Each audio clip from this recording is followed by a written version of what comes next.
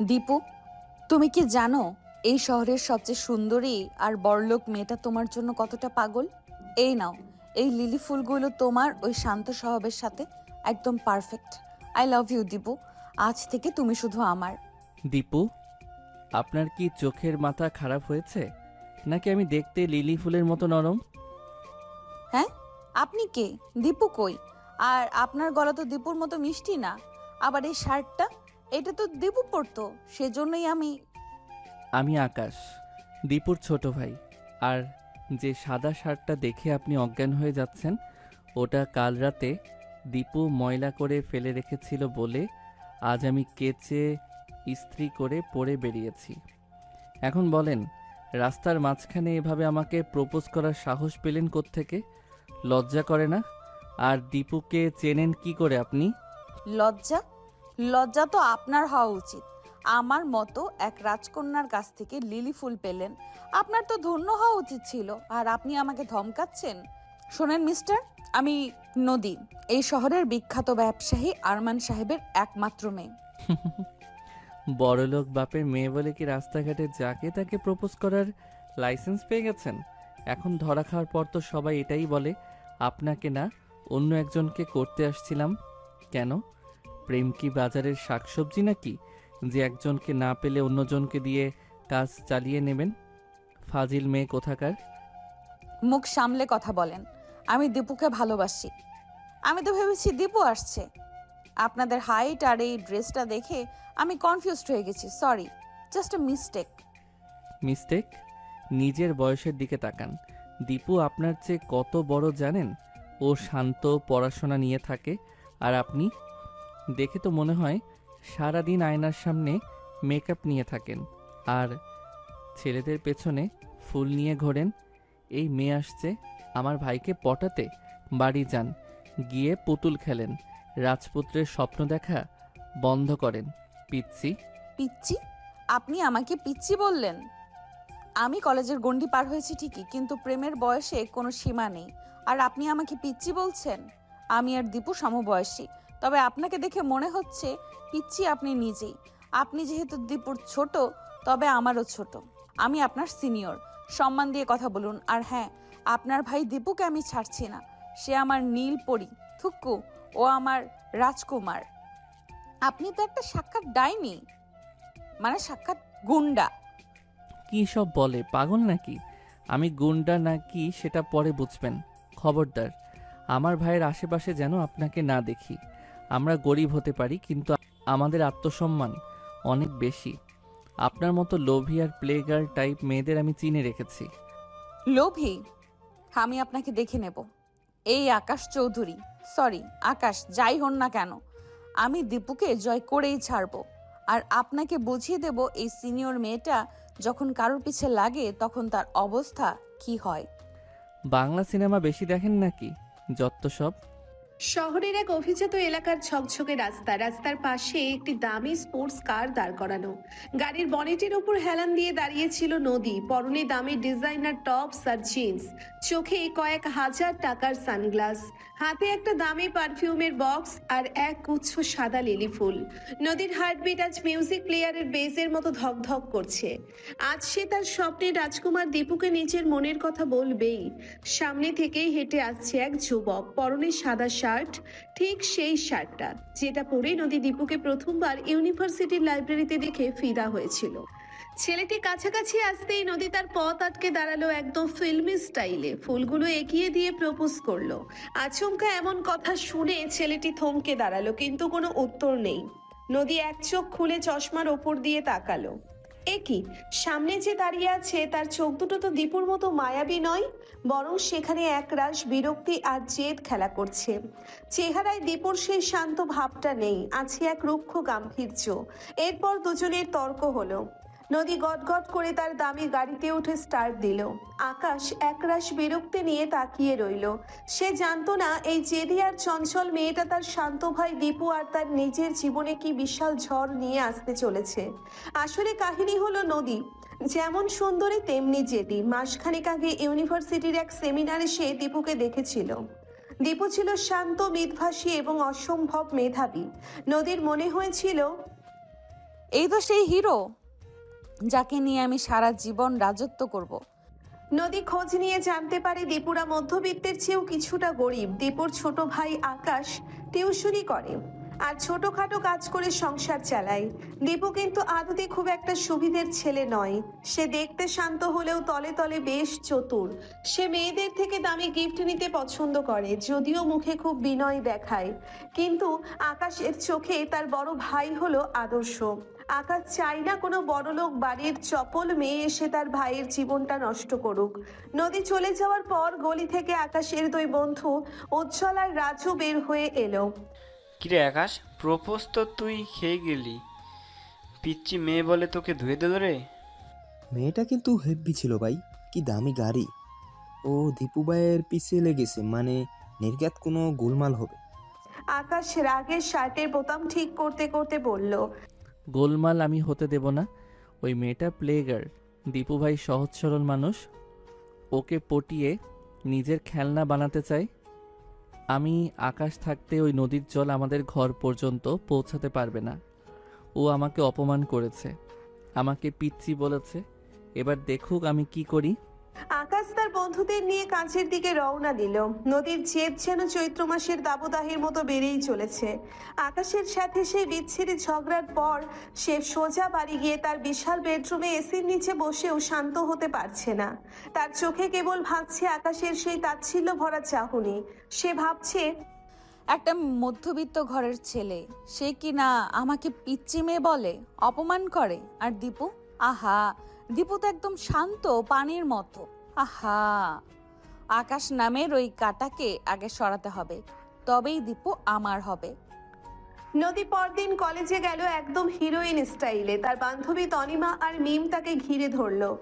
কিরে নদী, তোর সেই লিলি ফুল মিশন কি সাকসেসফুল? আরে বলিস না, দীপুর জায়গায় ওর ওই রাগী ভাই আকাশ এসে হাজির। ছেলেটা জাস্ট একটা আগ্নেয়গিরি, আমাকে কি না কি শুনিয়ে দিল। কিন্তু আমি তো নদী, আমি কি এত সহজে হার মানি? কিন্তু নদী, তুই শিওর তো দীপু তোর জন্য পারফেক্ট?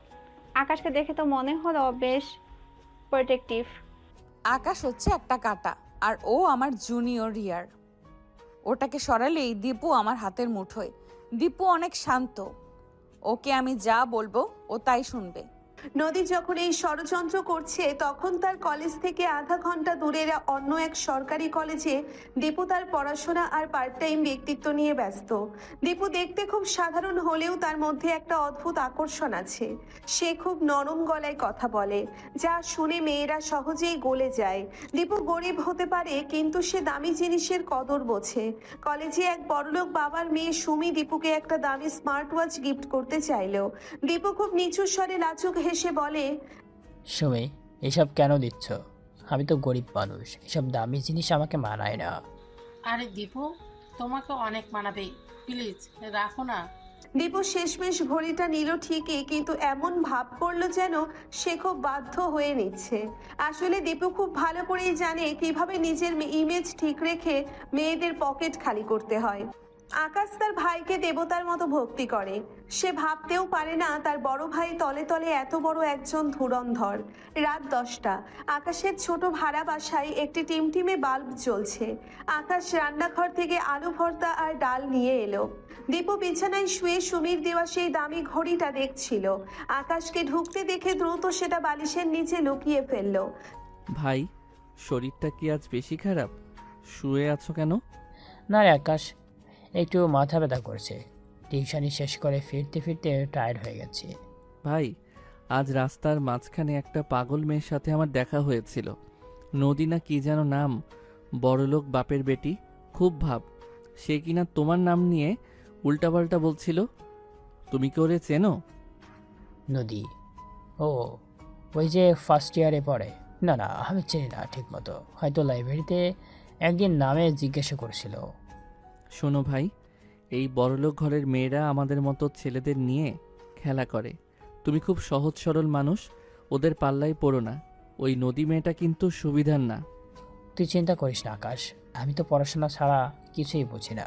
দীপু মুখে বললেও মনে মনে ভাবলো, নদী তো আরমান সাহেবের মেয়ে, ওর সাথে রিলেশন করতে পারলে আমার লাইফ সেট হয়ে যাবে। আকাশটাকে কোনোভাবেই সাইড করতে হবে। ওদিকে নদীর ডুপ্লেক্স বাড়িতে নদী তার বাবার সাথে ডিনার করছিল। আরমান সাহেব নদীকে খুব ভালোবাসেন। মা, তোর কি কিছু লাগবে? মন খারাপ কেন? বাবা, আমি একটা ছেলেকে পছন্দ করি। সে খুব গরিব কিন্তু অনেক ট্যালেন্টেড, কিন্তু তার ছোট ভাই আকাশ খুব ডিস্টার্ব করছে। টাকা দিয়ে যদি সব সমাধান হয় তবে চিন্তা করিস না, আমি লোক পাঠিয়ে দেব। না বাবা, আমি নিজেই ওকে হ্যান্ডেল করব। আকাশকে আমি এমন শিক্ষা দেব যে সে দীপুর ছায়াও মারাবে না। আকাশ রাতের বেলা বারান্দায় বসে পুরনো একটা হারমোনিয়াম নিয়ে সুর তুলছিল।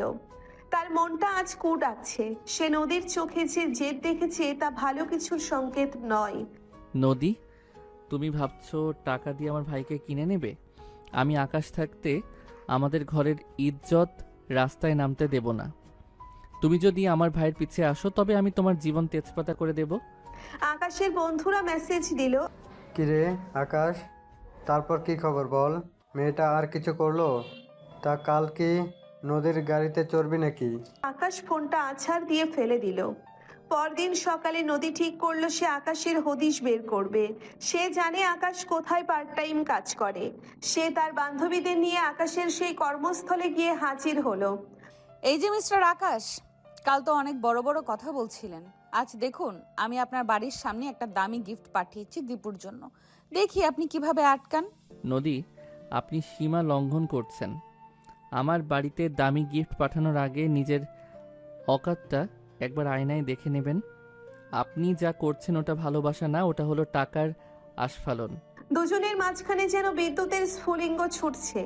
নদী ভাবছে সে আকাশকে নিচু করবে আর আকাশ ভাবছে সে নদীকে এই শহর থেকে ভাগাবে। মাঝখানে দীপু মাকড়সার জালের মতো নিচের ফাঁদ পেতে বসে আছে দুই পক্ষকে ব্যবহার করার জন্য।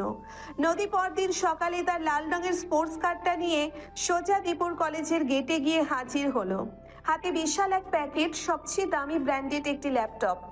সে জানতো দীপুর একটা ল্যাপটপ খুব দরকার। নদী যখন করিডোর দিয়ে হাঁটছিল তখন সবার চোখ তার দিকে। সে দীপুকে খুঁজে বের করলো লাইব্রেরির সামনে। নদী একটু ন্যাকামি ভরা মিষ্টি হেসে বলল, দীপু, এই নাও তোমার জন্য একটা ছোট্ট গিফট। মানা করো না কিন্তু, না হলে আমি এইখানে কান্নাকাটি জুড়ে দেব। দীপু চোখ মুখে একরাশ বিস্ময় আর ভেতরে লোভ চেপে রেখে বলল, নদী, তুমি এইসব কি করছো? এত দামি জিনিস আমি কিভাবে নিব? আমার ছোট ভাই আকাশ শুনলে আমার সাথে রাগ করবে। আমার বাবাও তো আমাকে বাড়ি থেকে বের করে দিবে। আকাশকে নিয়ে তোমাকে ভাবতে হবে না, ও তো একটা খ্যাপাটা ছেলে। তুমি এটা রাখো, তোমার অ্যাসাইনমেন্ট করতে সুবিধা হবে। দীপু প্যাকেটটা নিল, কিন্তু তার চোখে তখন আকাশের ভয়। সে মনে মনে ভাবছিল, ল্যাপটপ তো দারুণ, কিন্তু আকাশ যদি দেখে ফেলে তবে তো তুলকালাম হয়ে যাবে। ও বাবাকে বলে দিলে বিশাল ঝামেলা হবে। আকাশ তখন তার গ্যারেজের কাজ শেষ করে বাড়ি ফিরছিল। পথের মাঝখানে সে নদীর গাড়িটা দেখে থমকে দাঁড়ালো। তার ষষ্ঠ ইন্দ্রিয় বলছিল কিছু একটা অঘটন ঘটেছে। সে বাড়ির গলিতে ঢোকা মাত্রই দেখলো দীপু চোরের মতো একটা বড় প্যাকেট নিয়ে ঘরের দিকে যাচ্ছে। ভাই দাঁড়াও, হাতে ওটা কি? দীপু থতমত খেয়ে দাঁড়িয়ে পড়ল। আরে আকাশ, ওটা একটা বন্ধু দিয়েছে, পুরনো ল্যাপটপ। আকাশ ঝটকা দিয়ে প্যাকেটটা কেড়ে নিল। ব্র্যান্ড নিউ সিল করা দামি ল্যাপটপ। প্যাকেটের গায়ে একটি কার্ড লাগানো, to my Prince Dipu from নদী। আকাশের মাথায় রক্ত চড়ে গেল। ঠিক তখনই নদীর গাড়িটা গলির মুখে এসে থামলো। নদী সানগ্লাস কপালে তুলে গাড়ি থেকে নামলো। কি হলো মিস্টার আকাশ, গিফটটা পছন্দ হয়েছে? আপনার ভাই তো বেশ খুশিই মনে নিল। আপনি শুধু শুধু মাঝখানে ভিলেন সাজছেন কেন? আকাশ ল্যাপটপটা নদীর পায়ের কাছে ধপাস করে ফেলে দিয়ে বলল, নদী, আপনার টাকা থাকতে পারে কিন্তু আমাদের সম্মান কেনার ক্ষমতা আপনার নেই। আমার ভাইকে সস্তা গিফট দিয়ে পটাতে আসবেন না। এই মুহূর্তে এখান থেকে চলে যান। আপনি আমার গিফট ফেলে দিলেন? আপনার সাহস তো কম না। দীপু কিছু বলছো না কেন? নদী, তুমি বরং আজ যাও, আকাশ একটু রেগে আছে। দীপু আমতা আমতা করে বলল। নদীর আগে কাঁপতে কাঁপতে গাড়িতে গিয়ে বসলো। যাওয়ার আগে বলে গেল, আকাশ চৌধুরী, আপনি আমাকে চিনতে ভুল করছেন। এই অপমান আমি ভুলবো না। দীপু, তুমি তো বড় ভাই। এই আকাশ আমাদের দুজনেরই জুনিয়র। ওকে কেন ভয় পাও? ওকে আমি দেখে নিব, দেখো। ঘরে ঢুকেই আকাশ দরজা বন্ধ করে দিল। তার বুকটা অপমানে ফেটে যাচ্ছে। ভাই, তুমি কেন ওই মেয়ের থেকে গিফট নিলে? তুমি কি জানো না ও আমাদের নিচু নজরে দেখে? ও শুধু তোমায় নিয়ে টাইম পাস করতে চায়। আরে আকাশ, তুই সবসময় সব কিছু ইস্যু করিস কেন? মেয়েটা তো ভালোবাসাই দিয়েছে। বড়লোক হলে কি মানুষ হতে পারে না? ভালোবাসা না ভাই, ওটা হলো ক্ষমতার দম্ভ। আজ ল্যাপটপ দিয়েছে, কাল তোমায় ডগি বানিয়ে গলায় চেইন পরাবে। আমি আকাশ থাকতে আমাদের বাবার দেওয়া শিক্ষা এভাবে ধুলাই মিশতে দেব না। দীপু কোনো উত্তর দিল না, কিন্তু তার মনে আকাশের প্রতি এক চাপা ক্ষোভ জন্ম নিল। সে ভাবলো আকাশ তার উন্নতির পথে বাধা হয়ে দাঁড়াচ্ছে, কিন্তু সামনাসামনি কিছু বলল না। সেদিন রাতে হঠাৎ করেই আকাশে কালো মেঘ জমলো, ঝমঝম করে বৃষ্টি শুরু হলো। আকাশ বাড়ির ছাদে গিয়েছিল কাপড় আনতে। হঠাৎ দেখলো গ্যারেজের কাছে কেউ একজন দাঁড়িয়ে ভিজছে। নিচে নেমে আসতে সে অবাক। নদী বৃষ্টির মাঝে পুরো ভিজে একাকার, তার চোখের কাজল গড়িয়ে পড়ছে। সে কাঁপছে। নদী, আপনি এখানে কেন এই বৃষ্টির মধ্যে? আমি দীপুকে দেখতে এসেছিলাম, কিন্তু আমার গাড়ির চাকা পাংচার হয়ে গেছে। আমি ভিজে গেছি আকাশ, আমার খুব শীত করছে। আকাশ যতই রাগী হোক, তার ভেতরটা পাথরের মতো শক্ত নয়। সে বিরক্তি নিয়ে নদীকে বাড়ির বারান্দায় নিয়ে এলো। ভেতরে আসুন, দীপু ভাই তো ঘুমিয়ে পড়েছে। আপনাকে তো এই অবস্থায় বাড়ি যেতে দেওয়া যাবে না। আকাশ নিজের একটা শুকনো বড় তোয়ালে নদীর দিকে বাড়িয়ে দিল। নদী তোয়ালেটা নিয়ে মাথা মুছতে মুছতে আকাশের দিকে তাকালো। বৃষ্টির এই মায়াবী অন্ধকারে আকাশকে ঠিক ততটা খারাপ মনে হচ্ছে না। শুনুন, আমি একটা ট্যাক্সি ডাকার চেষ্টা করছি, আপনি কিছুক্ষণ বসুন। নদী হঠাৎ আকাশের হাত ধরলো। আকাশ, তুমি কেন আমাকে এত ঘৃণা করো? আমি কি সত্যি খুব খারাপ? আমি কি তোমার ভাইয়ের যোগ্য নই? আকাশের হাতটা কেঁপে উঠল। নদীর ভেজা চুলের ঘ্রাণ আর বৃষ্টির শীতলতায় পরিবেশটা হঠাৎ বদলে গেল। আকাশের মনে হলো এক মুহূর্তের জন্য যে এই জেদি মেয়েটার আড়ালে একটা অসহায় শিশু লুকিয়ে আছে। দুজনের চোখাচোখি হলো। এক অদ্ভুত নিস্তব্ধতা, ঝগড়া, জেদ আর টাকা সবই যেন বৃষ্টির শব্দে ধুয়ে মুছে গেল। আমি আপনাকে ঘৃণা করি না নদী, আমি শুধু আমার ভাইকে রক্ষা করতে চাই। আপনি আপনার দামি দুনিয়াতে ফিরে যান। আমাদের এই ছোট জগৎ আপনার জন্য নয়। নদী কিছু বলল না, কেবল আকাশের শার্টের হাতাটা শক্ত করে ধরে রইল। সেই রাতে তাদের মাঝে কোনো ঝগড়া হলো না, কেবল বৃষ্টির টাপুর টুপুর শব্দের সাথে মিশে রইল দুটি অচেনা হৃদয়ের স্পন্দন। নদী কি মনে করে উঠে চলে গেল। আকাশও আর বাধা দিল না। পরদিন সকালে দীপু যখন শুনল নদী রাতে তাদের বাড়িতে এসেছিল এবং আকাশ তাকে সাহায্য করেছে, সে মনে মনে আরো বেশি ফন্দি আঁটতে শুরু করলো। সে ভাবলো আকাশ আর নদীর মধ্যে যদি আবার কিছু হয়ে যায়। আকাশ যদি নদীর উপর নরম হয়ে যায় তবে আমার কপাল খুলবে না। আকাশ শক্ত থাকলে বরং আমি নদীকে বলবো আকাশ তাকে পছন্দ করে না, কিন্তু আমি করি। তাহলে নদী আমার প্রেমে পাগল হয়ে আমাকে আরও দামি জিনিস দেবে আর আকাশের সাথে দূরত্ব বাড়বে। দীপু নদীকে ফোন করে জানালো যে আকাশ তাকে কাল রাতে খুব বকাঝকা করেছে। নদী চলে যাবার পর সে জেগেই ছিল আকাশ তাকে মিথ্যা বলেছে। নদী আবার রেগে গেল। সে ভাবলো আকাশ তার সাথে অভিনয় করছে। বৃষ্টির সেই রাতের পর আকাশের মনের কোণে এক ফালি দ্বিধা জমা হয়েছিল, কিন্তু নদীর জন্য দীপুর পাগলামি আর দীপুর তলে তলে চলা চালবাজি সেই মায়াকে আবার ক্রোধে রূপান্তর করলো। নদী এখন প্রতিশোধের নেশায় উন্মত্ত। সে ঠিক করেছে আকাশকে এমন এক শিক্ষা দেবে যা সে কোনোদিন ভুলবে না। নদী পরদিন সকালে ড্রয়িং রুমে বসে কফি খাচ্ছিল। তার বাবা আরমান সাহেব মেয়ের চোখের কালি দেখে চিন্তিত হয়ে পড়লেন। মা নদী, তুই কি ওই ছোকরার জন্য কাল বৃষ্টিতে ভিজেছিলি? কেন নিজেকে এত ছোট করছিস? বাবা, আমি নিজেকে ছোট করছি না। আমি আকাশকে দেখাতে চাই যে ওই তো আমার টাকার সামনে কিছুই না। ও কাল রাতে আমাকে সাহায্য করার ভান করে আসলে আমার দুর্বলতার সুযোগ নিয়েছে। ও দীপুকে আমার থেকে দূরে সরাচ্ছে। আরমান সাহেব আর পিএস কে ডাকলেন। শোনো, ওই ছেলেটা আকাশ যেখানে কাজ করে সেই গ্যারেজটা আর ওই এলাকাটা আমাদের প্রজেক্টের আন্ডারে নিয়ে নাও। ওকে বুঝিয়ে দাও কার সাথে পাঙ্গা নিচ্ছি। দীপু বুঝতে পেরেছে আকাশ বাড়িতে থাকলে সে নদীর কাছ থেকে কোনো সুবিধা আদায় করতে পারবে না। তাই সে আকাশকে মিথ্যা বলে নদীর সাথে দেখা করতে গেল এক অভিজাত রেস্টুরেন্টে। দীপু খুব অসহায় মুখ করে বলল, নদী, আকাশ আসলে খুব জেলাস। লিমিট। ও চায় না আমি জীবনে বড় হই বা তোমার মতো কোনো ভালো মেয়ের সাথে মিশি। ও আমাকে সবসময় শাসন করে। আজব, ও তো তোমার ছোট ভাই, তুমি শোনোই কেন ওর কথা? কি বলো তো, ও তো অনেক কাজ করে আর সংসারটাও ও চালায়। আমি তো মন দিয়ে পড়াশোনা করছি, তাই কোনো জব করতেও পারি না। আর বোঝোই তো, যার টাকা আছে সেই রাজা। দীপু, তুমি চিন্তা করো না, আমি আকাশকে এমন জায়গায় পাঠাবো যেখান থেকে ও আর তোমার উপর দাদাগিরি করতে পারবে না। আচ্ছা দীপু, এই আইফোন 15 প্রো ম্যাক্সটা রাখো, তোমার পুরনো ভাঙা ফোনটা বদলে ফেলো। দীপু লাজুক হেসে ফোনটা পকেটে ভরলো। সে ভাবলো, আহ, এই তো জীবন। আকাশ খাটো গ্যারেজে আর আমি চলি নদীর টাকায়। বিকেলে আকাশ যখন গ্যারেজে কাজ করছিল তখন একদল গুন্ডা এসে সেখানে ভাঙচুর শুরু করলো। গ্যারেজ মালিক আকাশকে জানালো যে এই জায়গাটি আরমান সাহেব কিনে নিয়েছেন এবং আকাশকে আজই চাকরি থেকে বরখাস্ত করা হয়েছে। আকাশের মাথায় আকাশ ভেঙে পড়ল। সে বুঝতে পারলো এটি নদীর কাজ। সে হাত পরিষ্কার করে সোজা নদীর বাড়ির দিকে রওনা দিল। পথে তার দেখা হলো দীপুর সাথে। দীপু তখন নতুন ফোন কানে দিয়ে কারোর সাথে হাসি মুখে কথা বলছিল। ভাই, এই ফোন কোথায় পেলে? আরে ওটা ওটা একটা লটারি লেগেছে আকাশ। আকাশ আর কিছু বলল না। তার ভাইয়ের চোখের মিথ্যা সে ধরতে পেরেছে। সে দীপুর ফোনটা কেড়ে নিয়ে আছাড় দিয়ে ভেঙে ফেললো। আকাশ, তুই পাগল হয়েছিস? এটা দামি ফোন। বড়লোক মেয়ের দালালি করা ছাড়ো ভাই, আজ আমার চাকরি গেছে ওদের জন্য, আর তুমি ওদের পা চাটছো। দীপুর ইচ্ছে হলো আকাশকে চড় মেরে দিতে, কিন্তু কোনো মতে সে রাগ চেপে হনহন করে হেঁটে চলে যায়। এদিকে আকাশ নদীর বিশাল গেট ধাকিয়ে ভেতরে ঢুকলো। সিকিউরিটি গার্ডদের তোয়াক্কা না করে সে সরাসরি নদীর সামনে গিয়ে দাঁড়ালো। নদী তখন পুলের পাশে বসে রিল্যাক্স করছিল। আকাশ নদীর হাত চেপে ধরে চোখ দিয়ে যেন আগুন ঝরছে। নদী, আপনি ভেবেছেন আমার রুটি রুজি কেড়ে নিলে আমি আপনার পায়ে এসে পড়ব?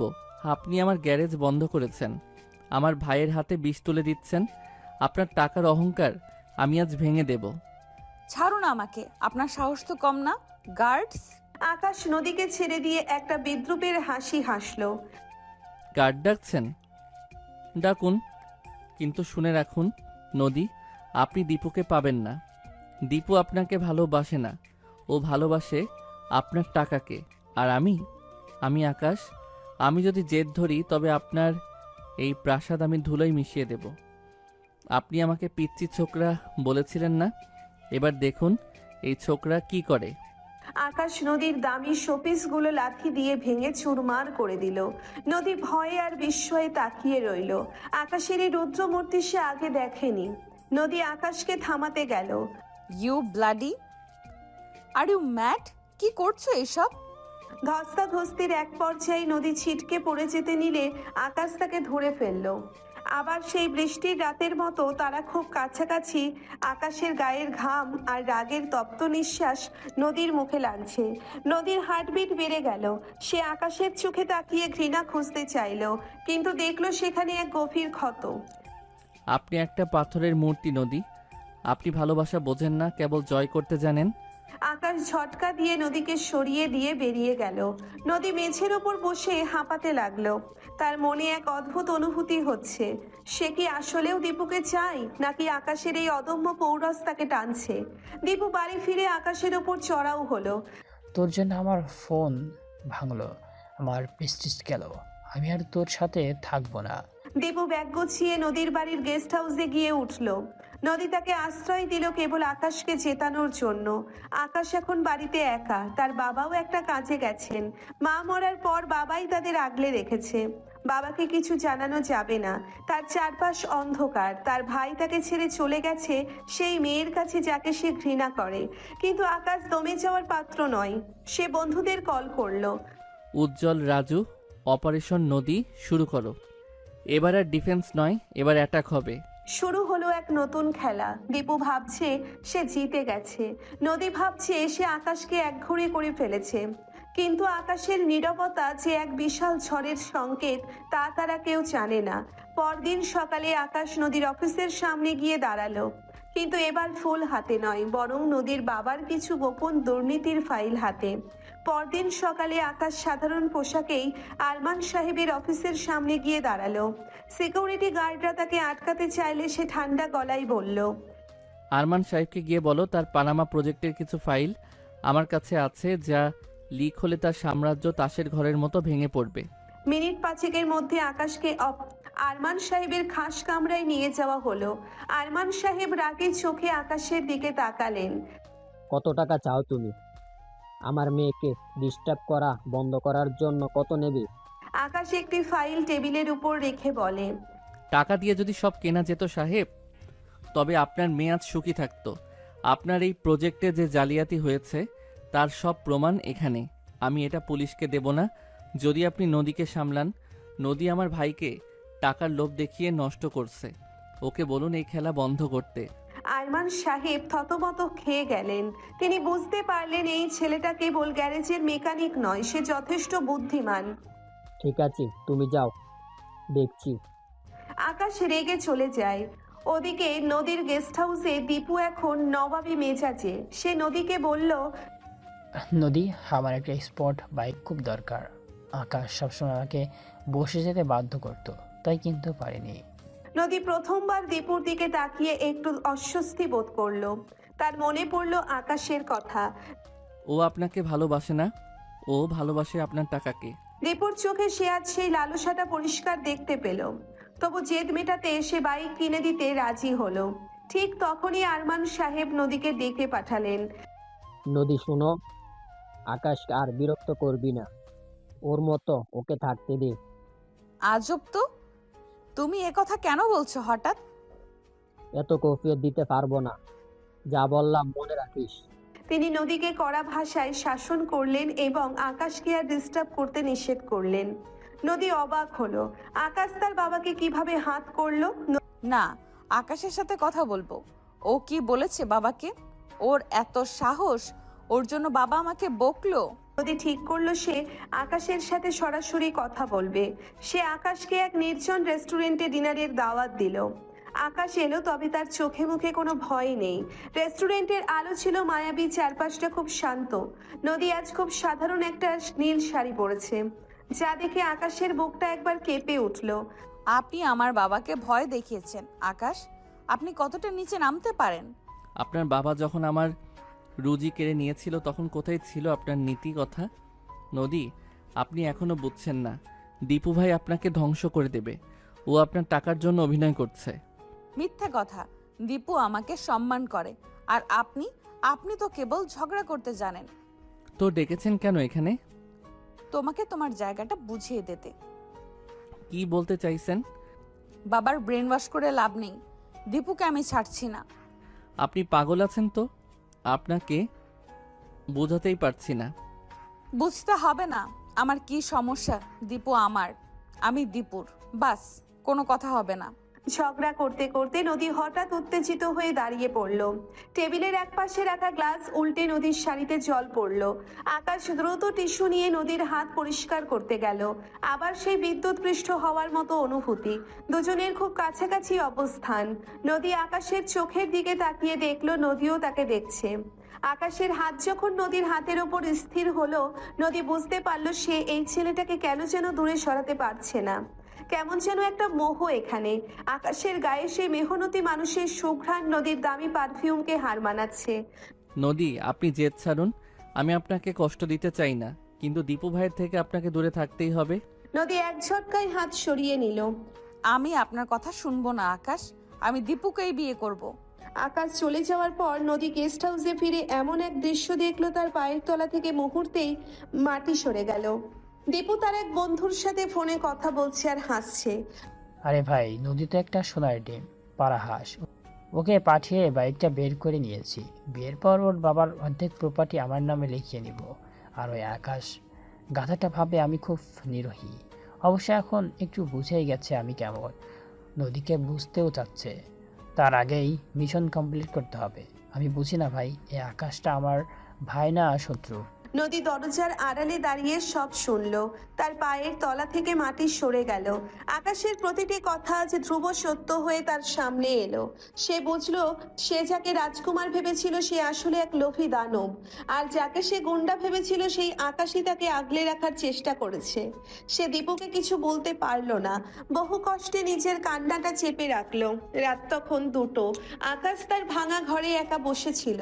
হঠাৎ দরজায় ধাক্কা। দরজা খুলতেই দেখলো নদী দাঁড়িয়ে। নদী কাঁদছে। আকাশ, তুমি ঠিক ছিলে, আমি ভুল করেছি। দীপু ও আমাকে ঠকিয়েছে। আকাশ কিছু বলল না, সে কেবল সরে দাঁড়ালো নদীকে ভেতরে আসার জায়গা করে দিতে। নদী আকাশের বুকে আছড়ে পড়ে কাঁদতে লাগলো। আকাশ এবার আর তাকে সরিয়ে দিল না, সে আলগোছে নদীর মাথায় হাত রাখলো। আমি বলেছিলাম না নদী, আমাদের এই ছোট জগৎ আপনার জন্য নয়, কিন্তু আপনি যদি এই জগতে থাকতে চান তবে আপনাকে নদীর মতো শান্ত হতে হবে, আগ্নেয়গিরির মতো নয়। নদী আকাশের দিকে তাকিয়ে হাসলো, এক করুণ অথচ সুন্দর হাসি। আমি তোমার এই ছোট্ট জগতের নদী হতে চাই আকাশ। তুমি কি আমাকে ঠাঁই দিবে? তুমি সবার থেকে আলাদা। আমি বুঝেছি দীপু কেবল আমার জেদ ছিল, কিন্তু তুমিই আমার শুভাকাঙ্ক্ষী ছিলে, যাকে আমি চিনতে পারিনি। তোমার মতো আড়ালে অজান্তে এমন আগলে আমাকে কেউ রাখেনি। আকাশ অবাক হয়ে গেল। আকাশের চোখের কোণেও তখন জল। কি বলছেন এসব? আমি দীপুরি ভাই, আর আমরা গরিব। আমি জুনিয়র আপনার। এসব হয় না। কেন হবে না আকাশ?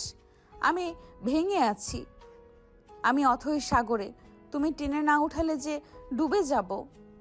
কিন্তু আমাকে তবে বাঁচাতে চেয়েছিলে কেন? আমার ভালো চেয়েছিলে কেন? সত্যি করে বলো তো, আমার এই ছোঁয়া তোমাকে ভালো লাগাচ্ছে না? আমার প্রতি এতদিন একটুও মায়া হয়নি তোমার? অন্যরকম কোনো অনুভূতি আসেনি? নদী কাতর চোখে তার দিকে তাকালো। সে আর পারল না, নদীকে জড়িয়ে ধরলো। এটি কেবল আলিঙ্গন ছিল না, ছিল দুটি ভিন্ন মেরুর এক হয়ে যাওয়ার মুহূর্ত। আকাশের নীরবতা আর চাপটে জড়িয়ে ধরাই বলে দিচ্ছিল তারা দুজনেই দুজনকে ভালোবাসে। পরদিন সকালে আকাশ আর নদী মিলে দীপুকে গেস্ট হাউসে থেকে বের করে দিল। দীপু আকাশের পায়ে ধরে মাপ চাইলো, কিন্তু আকাশ এবার আর গলে গেল না। ভাই, তুমি রক্তে আমার ভাই হতে পারো, কিন্তু কর্মে নাও। যাও, নিজের জীবন নিজে গড়ে নাও। তোমার একটু শিক্ষার দরকার আছে। নদী তার বাবার জালিয়াতির ফাইলগুলো আকাশের কাছ থেকে নিয়ে নষ্ট করে দিল।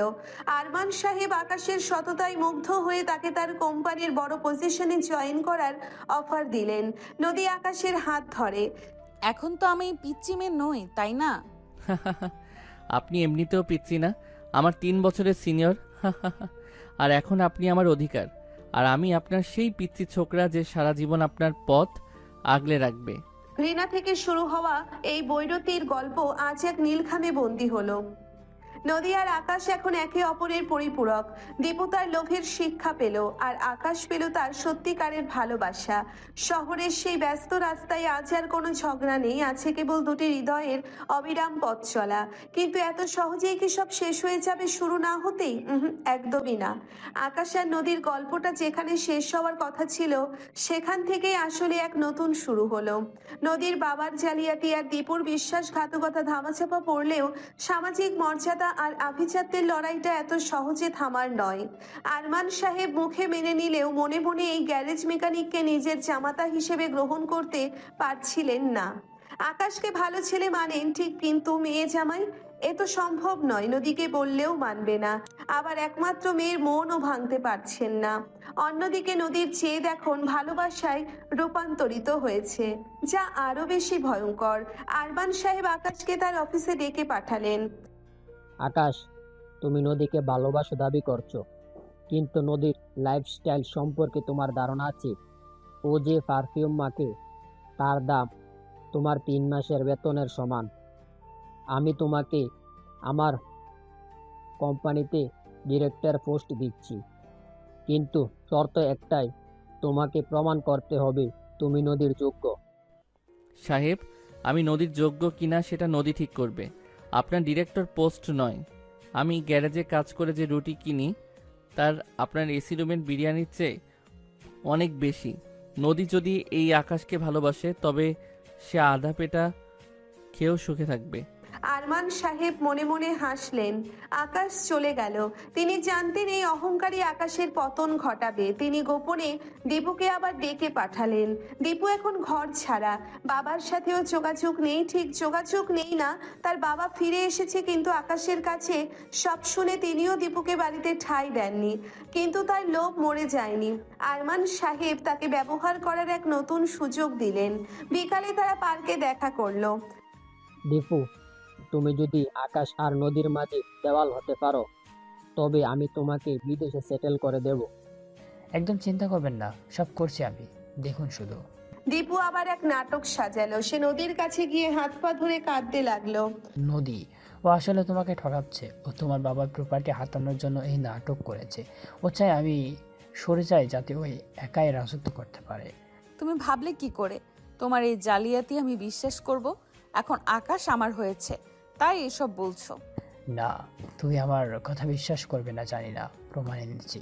নদী প্রথমে বিশ্বাস করেনি, কিন্তু দীপু যখন আকাশের কিছু পুরনো ডায়েরি, যা দীপু নিজেই জালিয়াতি করে লিখেছিল, দেখালো, যেখানে লেখা ছিল নদীকে পটাতে পারলে আর কষ্ট করতে হবে না। তখন নদীর মনে সন্দেহের বীজ দানা বাঁধতে শুরু করলো। এটা আকাশের ডায়েরি। ও সবসময় ওর ব্যক্তিগত কথা এখানেই লিখে রাখে, দেখলে তো। নদী কিছু বলতে পারল না। সে আবারও ধোঁকা খাবে স্বপ্নেও ভাবেনি। দীপু চলে গেল। সেদিন রাতে নদী আকাশের সেই ছোট ঘরে গেল। আকাশ তখন ল্যাম্পের আলোয় কিছু পড়াশোনা করছিল। নদীর চোখে জল আর মুখে রাগের ছাপ। আকাশ, তুমি কি আসলেও আমাকে ভালোবাসো, নাকি আমার বাবার প্রপার্টি তোমার লক্ষ্য? দীপু ভাই বলেছে আপনি নাকি আমার প্রপার্টির জন্য এসব করছেন। যা বলছি তা কি সত্যি? নদী, আপনি দীপুর কথা বিশ্বাস করছেন? যে লোকটা আপনাকে টাকার জন্য ব্যবহার করতে চেয়েছিল, তার কথা আপনার কাছে আমার চেয়ে বেশি দামি? প্রমাণ তো তাই বলছে আকাশ। তুমি কেন বাবার অফিসে গিয়ে ডিরেক্টর পোস্টের জন্য দরদাম করেছো? আকাশের মেজাজ বিগড়ে গেল। সে নদীর হাত শক্ত করে ধরে তাকে দেওয়ালের সাথে চেপে ধরলো। আবার সেই পরিচিত ঘ্রাণ, সেই তপ্ত নিঃশ্বাস, কিন্তু এবার সেখানে কেবল কামনার আগুন নয়, বরং এক বুক অভিমান ছিল। নদী, আপনি বড়লোক ঘরের মেয়ে বলেই হয়তো আপনার মনে হয় সব কিছু কেনা যায়। আমি আপনার প্রপার্টি চাই না, আমি আপনাকে চেয়েছিলাম। কিন্তু আপনার মনে যদি এতটুকু সন্দেহ থাকে তবে আজই এই সম্পর্কের শেষ। আকাশ রাগে নদীর খুব কাছে চলে এলো, তার ঠোঁট নদীর কানের কাছে। আমি আপনাকে ভালোবেসে ভুল করেছি নদী। আপনি সেই মেয়েই রয়ে গেছেন যে কেবল সাজানো কথাই ভুলে যায়। নদী আকাশের চোখে তাকিয়ে এক মুহূর্তের জন্য থমকে গেল। সে বুঝতে পারলো আকাশ কাঁদছে। এক অনিচ্ছাকৃত রোমান্টিক আবেশ তাদের ঘিরে ধরলো। আকাশ নদীকে ছেড়ে দিতে চাইলেও নদী তাকে চাপটে ধরলো। ঝগড়া আর অবিশ্বাসের মাঝেও তাদের শরীর একে অপরের সান্নিধ্য চাইল। সেই রাতে অন্ধকার ঘরে দুজনের দীর্ঘশ্বাসের শব্দ ছাড়া আর কিছুই শোনা যাচ্ছিল না।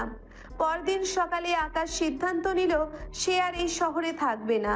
সে চলে যাওয়ার আগে দীপুর সেই জালিয়াতির ডায়েরিটা পরীক্ষা করলো এবং উজ্জ্বলের সাহায্যে বের করলো যে ডায়েরির কালিয়ার লেখা একদম নূতন। আকাশ সোজা আরমান সাহেবের বাড়িতে গিয়ে হাজির হলো। সেখানে তখন দীপু আর আরমান সাহেব মিলে নদীর বিয়ের আয়োজন নিয়ে কথা বলছিলেন। আকাশ ড্রয়িং রুমে ঢুকেই দীপুকে এক ঘুষিতে মেঝেতে ফেলে দিল। ভাই, তুই আমার রক্ত হয়ে আমার সাথে এই করলি? আরমান সাহেব, আপনার এই নোংরা রাজনীতি আমি যে ধরে ফেলেছি।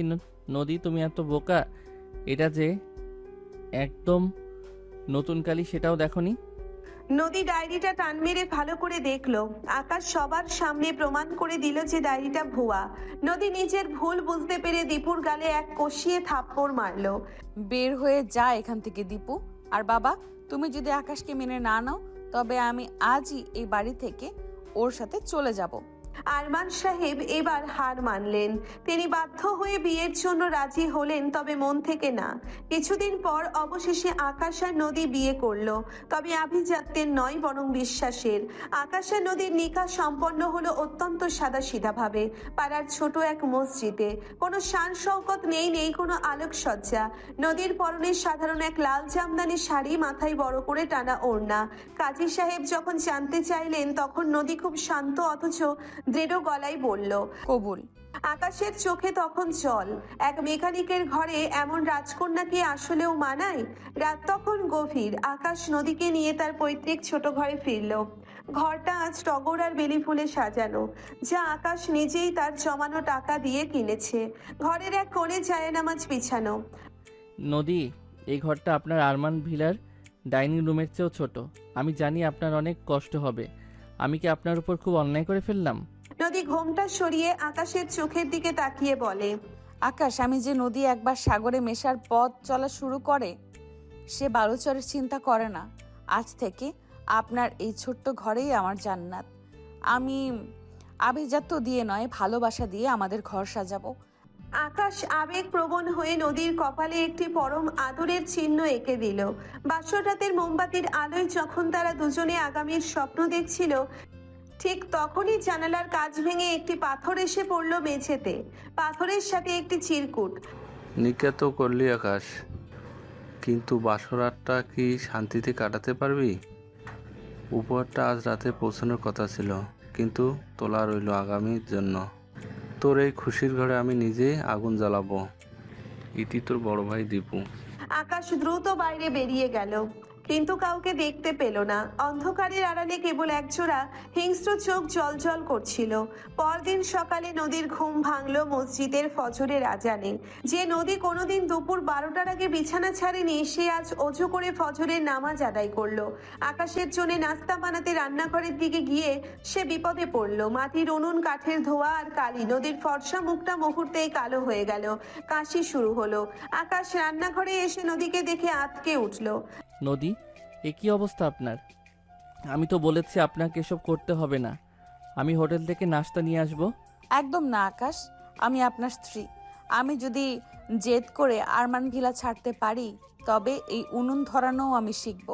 আমি চাই না পাড়ার লোক হাসাহাসি করুক যে চৌধুরী বাড়ির মেয়ে মেকানিকের ঘরে এসে নবাবী করছে। বিকেলে পাড়ার কিছু হিংসে করা মহিলা নদীকে দেখতে এলো। তারা বলা বলি করতে থাকলো, বড়লোকের বেটি, দুদিন পর তো বাপের দামি এসি রুমে ফিরে যাবে। এই অভাবের সংসারে কি আর সইতে পারবে? নদী সেদিকে কান দিল না, বরং নিজের বিয়ের একজোড়া সোনার বালা চুপি চুপি বিক্রি করে আকাশের গ্যারেজের জন্য নতুন কিছু যন্ত্র আর একটি ইনভার্টার কিনে আনলো, যাতে আকাশকে গরমে কষ্ট পেতে না হয়। নদীর এই নীরব ত্যাগ দেখে আকাশ অবাক হয়ে গেল। তার সেই ঝগড়াটে সিনিয়র মেয়েটা আজ যেন এক পরিণত ঘরণী হয়ে উঠেছে। আকাশ আর নদীর শোক সহ্য হলো না দীপুর। আরমান সাহেবের মদতে দীপু এক ভয়ঙ্কর ফাঁদ পাতল। একদিন আকাশ যখন তার গ্যারেজে নতুন মেশিনগুলো নিয়ে কাজ করছিল, হঠাৎ সেখানে পুলিশ এসে হানা দিল। আকাশ, আপনার বিরুদ্ধে কমপ্লেন আছে। আপনি স্মাগলিং এর মালের কারবার করছেন। এই নতুন মেশিনগুলোর পেপারস কই? আসলে দীপু জালিয়াতি করে সেই মেশিনগুলোর ভেতর নিষিদ্ধ কিছু জিনিস লুকিয়ে রেখেছিল। আকাশ কিছুই জানতো না। সবার সামনে আকাশকে হাতকড়া পরিয়ে নিয়ে যাওয়া হলো। নদী যখন এই খবর পেল, সে পাগলের মতো থানায় দৌড়ে গেল। সেখানে দেখলো তার বাবা আরমান সাহেব আর দীপু হাসি মুখে দাঁড়িয়ে আছেন। নদী, এখনো সময় আছে। এই মেকানিককে ডিভোর্স দেওয়ার কাগজে সই করো। আমি ওকে এখনই ছেড়ে দেব, না হলে ওর জেলখানায় পচে মরা কেউ আটকাতে পারবে না। নদী বাবার চোখের দিকে তাকিয়ে ঘৃণা ভরা কণ্ঠে বলল, বাবা, আপনি রক্তে আমার বাবা হতে পারেন, কিন্তু মনে আপনি এক কসাই। আকাশ আমার স্বামী, ওর মান সম্মান আজ থেকে আমার। আমি ডিভোর্স দিব না, বরং আপনাকে আর ওর ভাই নামের কলঙ্ক দীপুকে আমি হাজতে পাঠাবো। হাজতের লোহার শিকের ওপাশে আকাশ আর এপাশে নদী।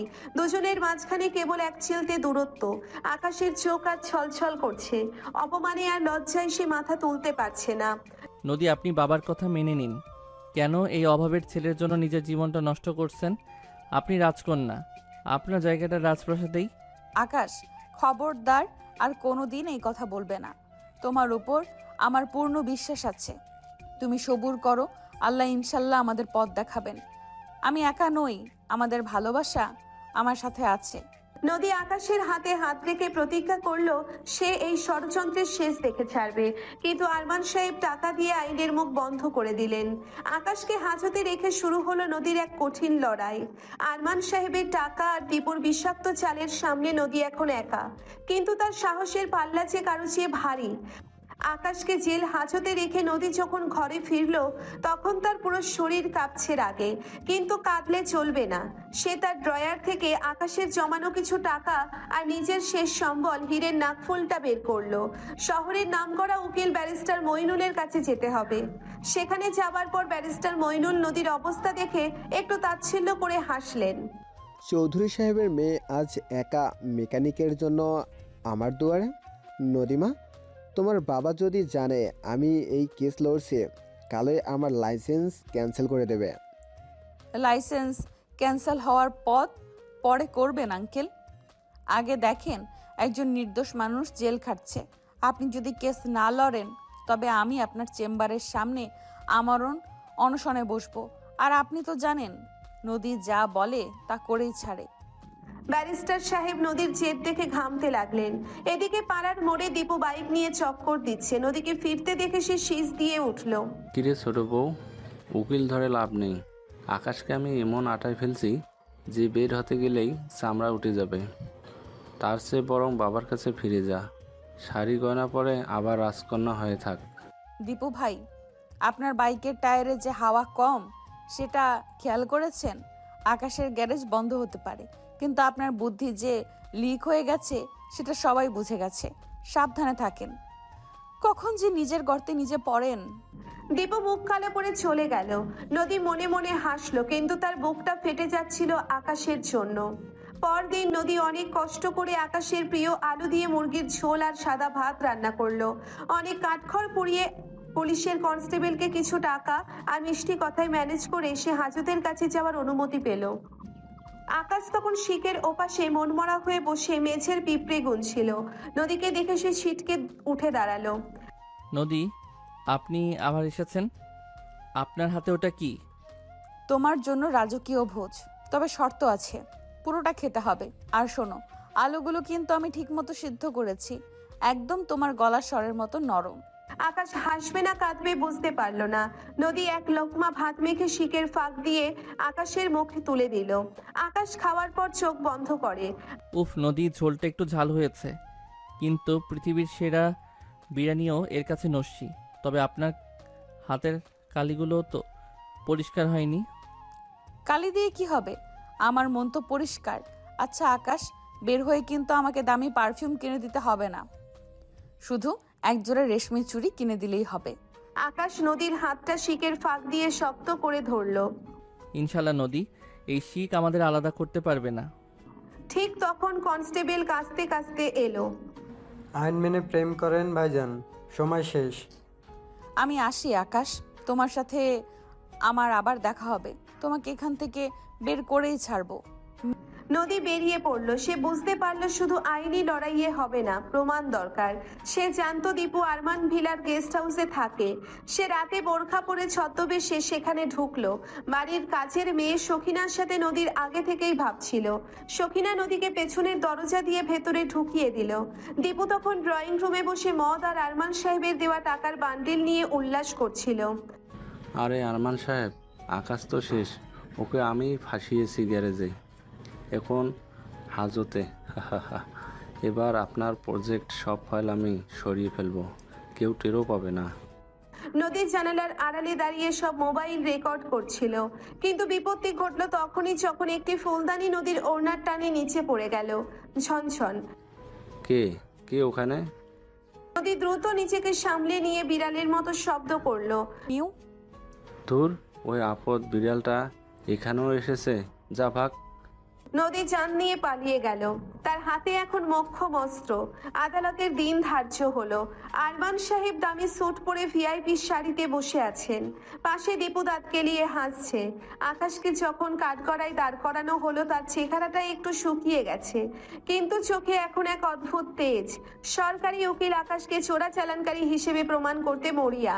ঠিক তখন ব্যারিস্টার মইনুল দাঁড়িয়ে বললেন, ইওর অনার, আমার কাছে এমন এক সাক্ষী আছে যে পুরো ঘটনার মোড় ঘুরিয়ে দেবে।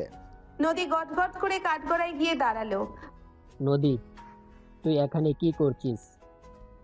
ইয়োর অনার, আমার কাছে একটি ভিডিও আছে যা প্রমাণ করবে আকাশ নির্দোষ এবং আসল অপরাধী আমার ভাই দীপু। ভিডিওটি প্লে হতেই কোর্টরুমে পিনপতন নীরবতা। দীপুর চেহারা ফ্যাকাশে হয়ে গেল। আরমান সাহেব রাগে কাঁপতে কাঁপতে বেরিয়ে যেতে চাইলেন, কিন্তু পুলিশ তাকে আটকে দিল। প্রমাণের ভিত্তিতে আকাশকে সসম্মানে খালাস করা হলো এবং দীপুকে গ্রেপ্তারের নির্দেশ দেওয়া হলো। আকাশ কাঠগড়া থেকে নেমেই নদীকে জড়িয়ে ধরতে চাইল, কিন্তু আদালতের পরিবেশ দেখে হাত বাড়িয়ে শুধু নদীর ওড়নার খুঁটটা ধরল। নদী হাসি মুখে বলল, বাসায় চলেন মেকানিক সাহেব, উনুনটা কিন্তু আপনার জন্যই অপেক্ষা করছে। আকাশ আর নদী যখন তাদের ছোট ঘরে ফিরল, পাড়ার মানুষ তাদের ফুলের শুভেচ্ছা জানালো। নদী, আপনি এভাবে চোরের মতো দীপুর ঘরে কেন গিয়েছিলেন? যদি কিছু হয়ে যেত? আরে আমি তো রাজকন্যা, আমার 7 খুন মাফ। তার চেয়ে বরং এটা দেখেন, আমি আজ বিরিয়ানি রান্না করার চেষ্টা করেছি। 1 মিনিট, এটা বিরিয়ানি না খিচুড়ি? চালগুলো তো ভাতের মতো না হয় বিরিয়ানির মতো হয়ে গেছে। বেশি কথা বললে কিন্তু এই হালুয়াই খেতে হবে। আর শুনুন, কাল থেকে গ্যারেজ আবার খুলবে। আমি প্রথম কাস্টমার, আমার সাইকেলের চেনটা ঠিক করে দিতে হবে। আকাশ হো হো করে হেসে উঠল। তাদের এই ছোট ঘরটা যেন আবার প্রাণ ফিরে পেল। কিন্তু আরমান সাহেব জেলে বসেই নতুন চাল চালছেন।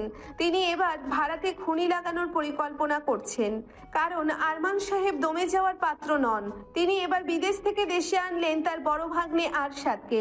আরশাদ দেখতে যেমন সুদর্শন, বুদ্ধিতে তেমনই ধূর্ত। সে শুধু ব্যবসায় বোঝে না, সে জানে কিভাবে মানুষের আবেগকে অস্ত্র হিসেবে ব্যবহার করতে হয়। আরমান সাহেব তাকে দায়িত্ব দিয়েছেন আকাশের জীবন বিষিয়ে দিয়ে নদীকে আবার ফিরিয়ে আনতে। সকালবেলা আকাশের গ্যারেজে ধুমধাম করে কাজ চলছে। আকাশ একটা পুরনো ইঞ্জিনের সাথে কুস্তি লড়ছে। এমন সময় সেখানে এক চকচকে সিলভার রঙের বিলাসবহুল গাড়ি এসে থামলো। গাড়ি থেকে নামলো আরশাদ।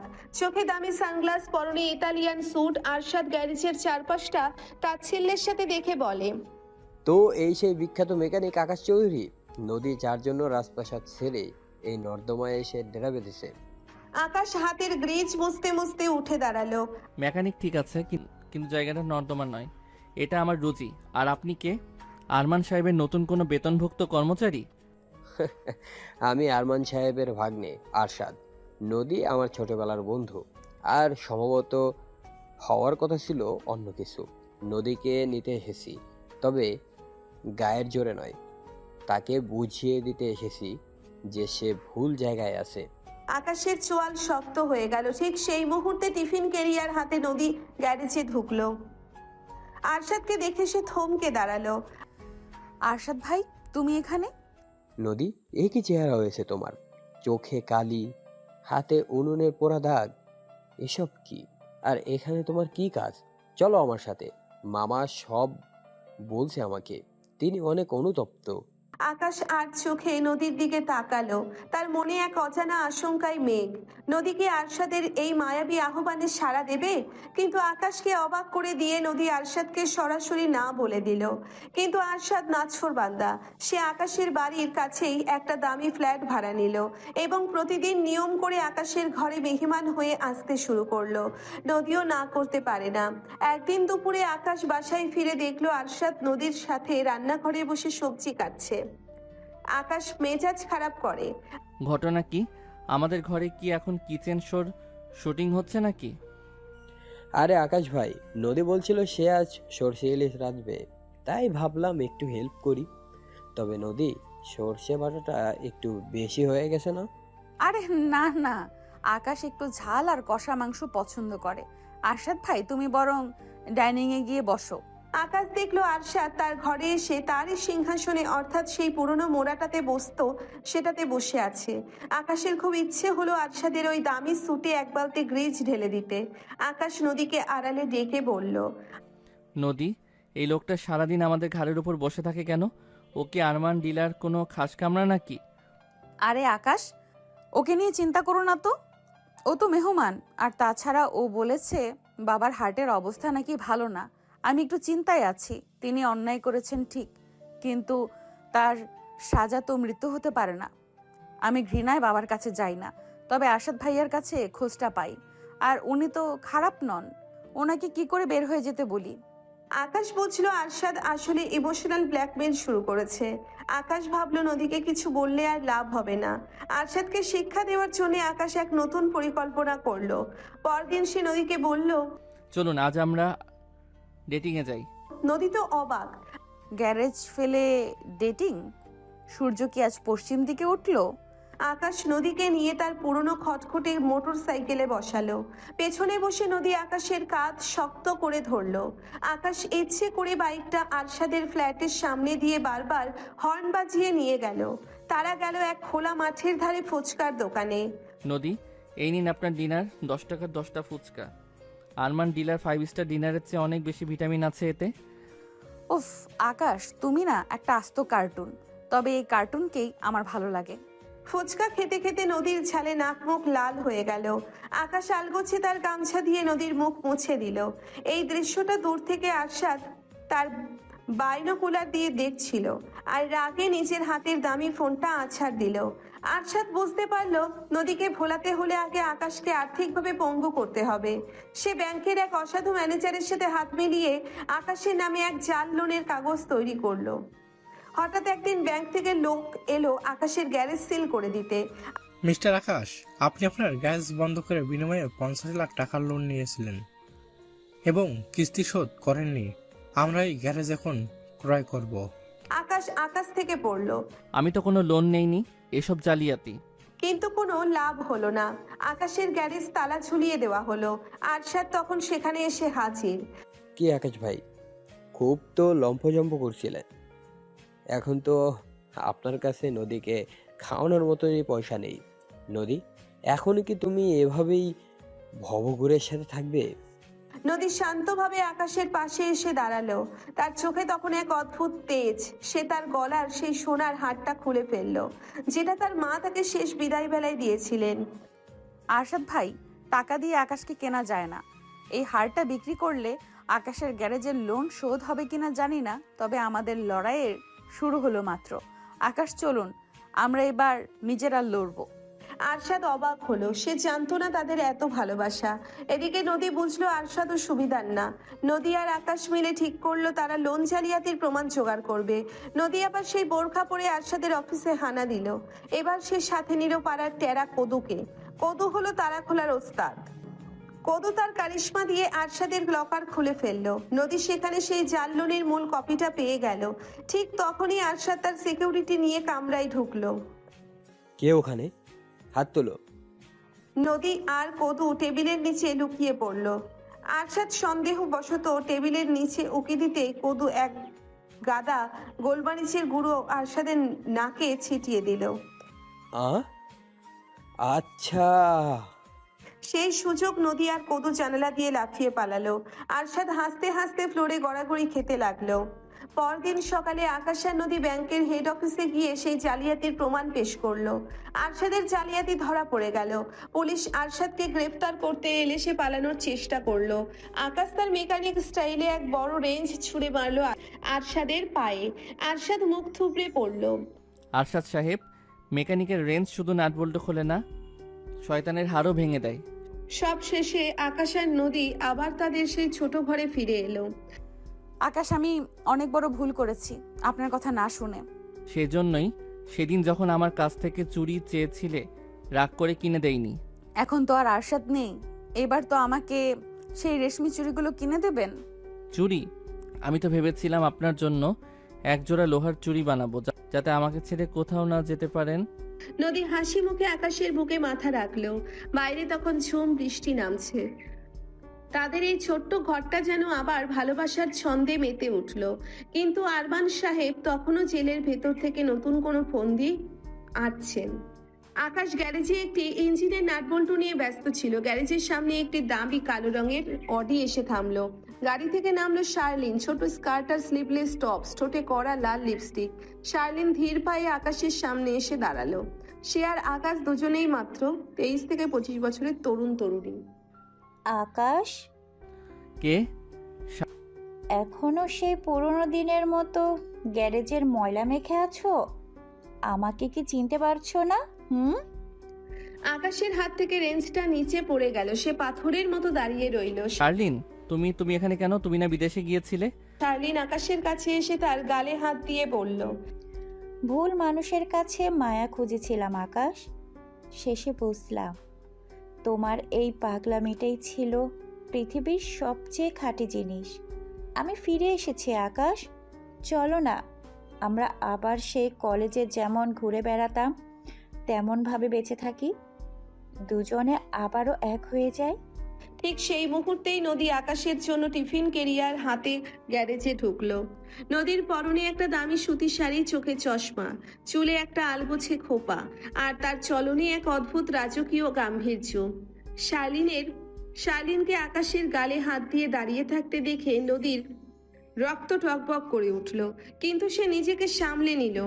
সে তো আর শার্লিনের মতো ইম্যাচিওর নয়। নদী খুব শান্ত কিন্তু গম্ভীর গলায় বলল, আকাশ, এই মেয়েটা কে?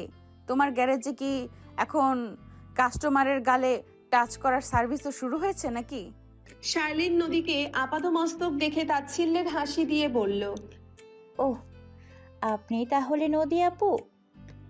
দীপু আমাকে আপনার কথা বলেছিল। আকাশের মতো টকবকে ইয়াং ছেলের পাশে আপনাকে তো একদম বড় বোনের মতো লাগছে। আকাশ বোধহয় একটু মেটার্নাল কেয়ার চাচ্ছিল, তাই আপনার পাল্লায় পড়েছে। নদী এগিয়ে এলো। শার্লিনের চেয়ে সে উচ্চতায় কিছুটা লম্বা এবং ব্যক্তিত্বে কয়েক গুণ ভারী। সে শার্লিনের হাতটা আকাশের গাল থেকে এক ঝটকায় সরিয়ে নিল। শোনো খুকি, আকাশ আমার স্বামী, আর বয়সের কথা তুলছো? মনে রেখো, দামি মদ যত পুরনো হয় তার নেশা তত বাড়ে, আর আমার মতো কাঁচা ফল শুধু টকই হয়। আকাশকে যদি ডিস্টার্ব করো তবে ওই গ্যারেজের গ্রিজ দিয়ে তোমার মেকআপ ধুয়ে দেব। নদী আকাশের দিকে তাকিয়ে চোখের ইশারায় বলল, ভেতরে আসো, তোমার বিচার পরে হবে। সেদিন রাতে আকাশ ঘরে ফিরল। নদী বিছানায় একা বসে বই পড়ছে, তার চোখে চশমা, মুখটা থমথমে। আকাশ কাছুমাছু হয়ে পাশে গিয়ে বসলো। নদী, শার্লিন জাস্ট আমার কলেজের ক্লাসমেট ছিল। ওই বয়সে একটু একটু আপনি তো জানেনই। নদী বইটা বন্ধ করে। আমি জানি আকাশ, আমি জানি তুমি পিচ্চি থাকতেও তোমাকে ও ছেড়ে গিয়েছিল, কিন্তু আজ ও যখন তোমার গালে হাত দিচ্ছিল, তোমার হাত দুটো কি পকেটে ছিল? আকাশ এবার সাহসী হলো। সে নদীর চশমাটা খুলে পাশে রাখলো। নদীর চেয়ে বয়সে ছোট হলেও তার পুরুষের টান নদীর চেয়ে কম নয়। সে নদীর কোমর জড়িয়ে ধরে নিজের দিকে টেনে দিল। আপনি কি সিনিয়র হতে পারেন নদী, কিন্তু আমার হৃদয়ে আপনি একমাত্র রানী। আপনার এই ম্যাচুরিটি, এই শাসনই তো আমাকে পাগল করে দেয়। শার্লিন তো একটা খেলনা মাত্র, আর আপনি আমার আস্ত একটা পৃথিবী। নদী মুখটা ঘুরিয়ে নিল, কিন্তু আকাশ তাকে ছাড়লো না। সে নদীর ঠোঁটে নিজের তপ্ত নিঃশ্বাস ফেলল। নদীর গলার কাছে অবশেষে ঘন নিঃশ্বাস আর আলতো কামড়ে নদীর শরীরের সব প্রতিরোধ ভেঙে পড়ল। আকাশের সেই টকবকে যৌবনের জেদ আর নদীর অভিজ্ঞতা শীতলতা দুটো মিলে এক আগ্নেয়গিরির জন্ম দিল। আকাশ নদীকে বিছানায় শুইয়ে দিয়ে তার উপর ঝুঁকে পড়ল। নদীর শাড়ির আঁচলটা মেঝের উপর লুটিয়ে পড়ল। সেই রাতে তাদের বয়সের ব্যবধান ধুয়ে মুছে একাকার হয়ে গেল। আকাশ বুঝিয়ে দিল সে বয়সে ছোট হতে পারে, কিন্তু নদীকে আগলে রাখার ক্ষমতা তার পূর্ণ মাত্রায় আছে। পরদিন শার্লিন আবার হাজির। সে এবার আরমান সাহেবের শিখিয়ে দেওয়া বুদ্ধিতে কিউটভাবে সেজে আকাশের বাড়িতে এলো। নদী আপু, তুমি আবার এসেছো? তোমার সাহস কি করে হয়? সরি, কালকের জন্য বেশি বলে ফেলেছি না বুঝে। চলো না আমরা দুজনে মিলে রান্না করি। আকাশ তো আমার হাতে পাস্তা খুব পছন্দ করতো। চলো না পাস্তা রান্না করি। কি খাবে না? নদী মুচকি হাসলো। নিশ্চয়ই শার্লিন, এসো রান্নাঘরে। দুজনে রান্নাঘরে গেল। শার্লিন পাস্তা বানানো শুরু করলো। কি আজব, বাড়িতে এসেছে প্রথম দিন, কিন্তু এমন ভাব করছে লজ্জা শরম কিছুই নেই একেবারে। শার্লিন রান্নাঘরে গিয়ে সস আর চিজ নিয়ে মাতামাতি করছিল। কথা বলতে বলতে হেসে হেসে কাজ করছিল, যেন এই ঘর তার বহুদিনের চেনা।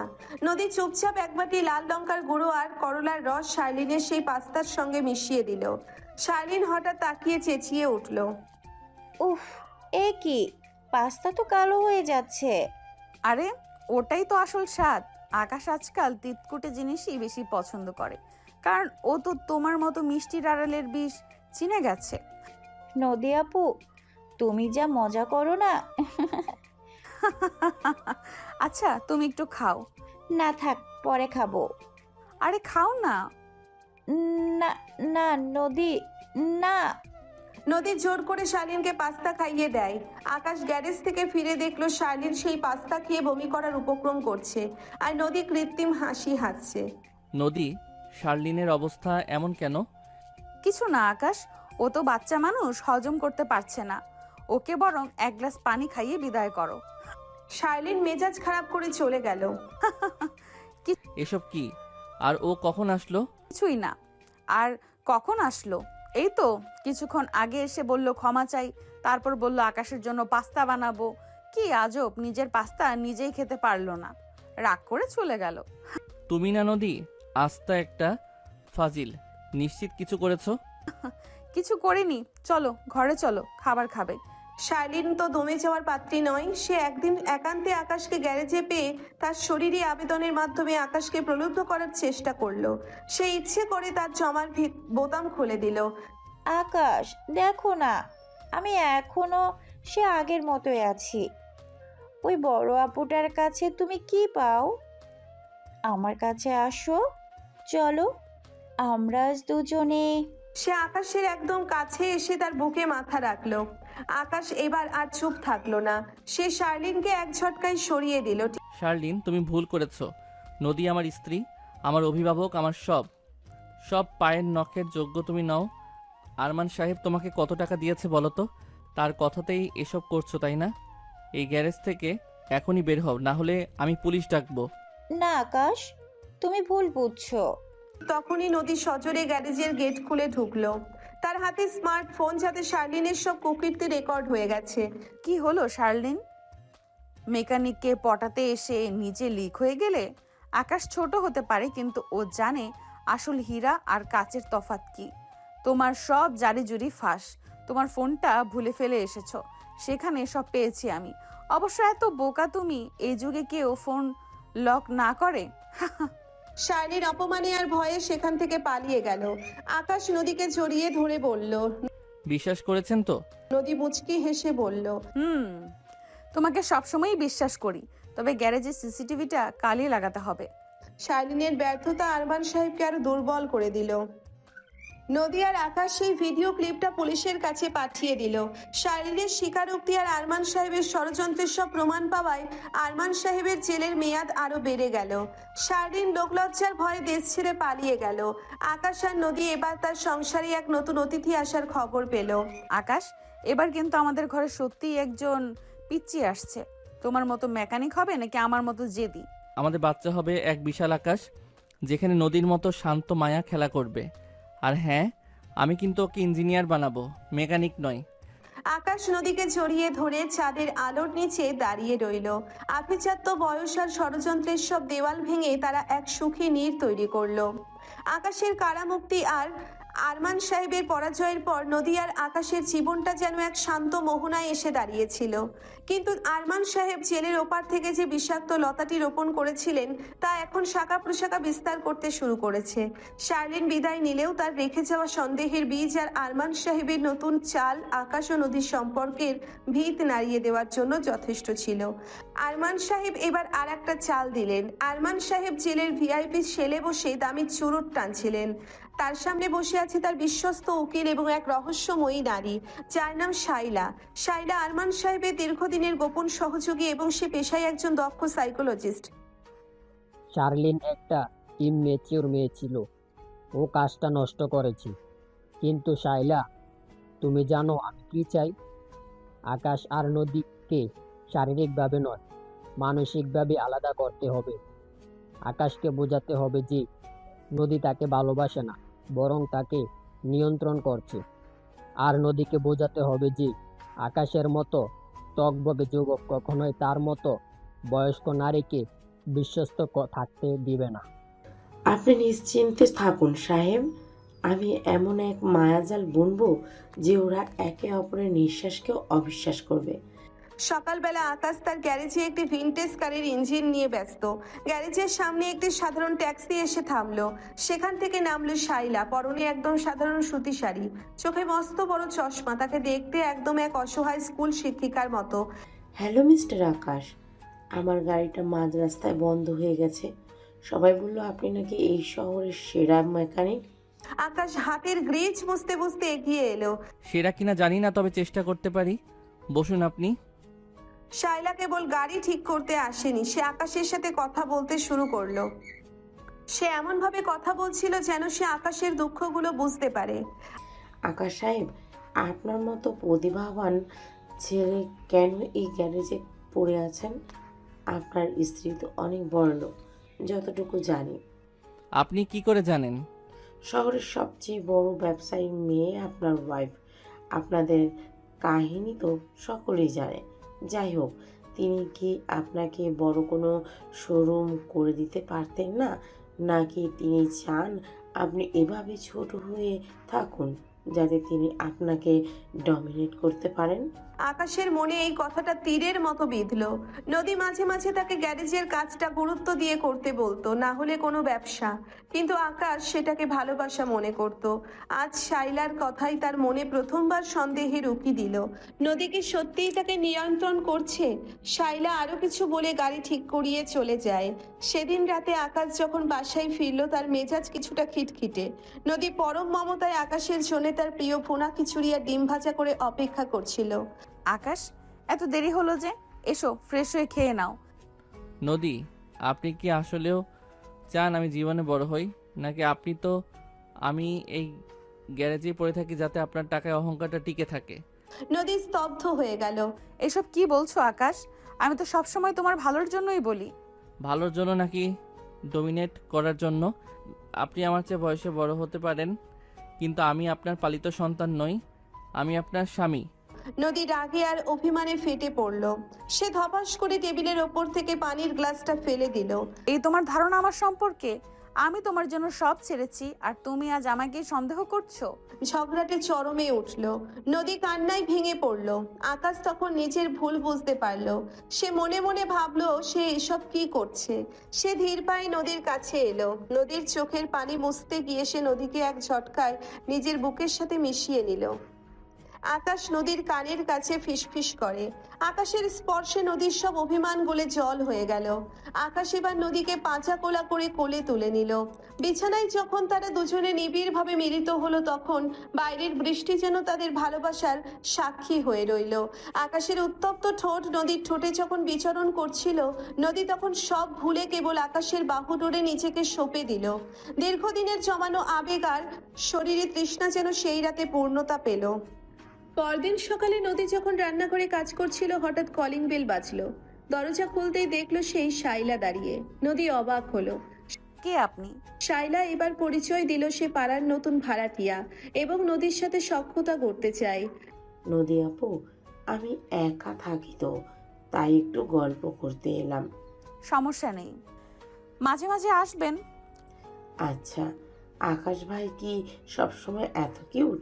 কাল দেখলাম গ্যারেজে এক মেয়ের সাথে বেশ হাসাহাসি করছিল।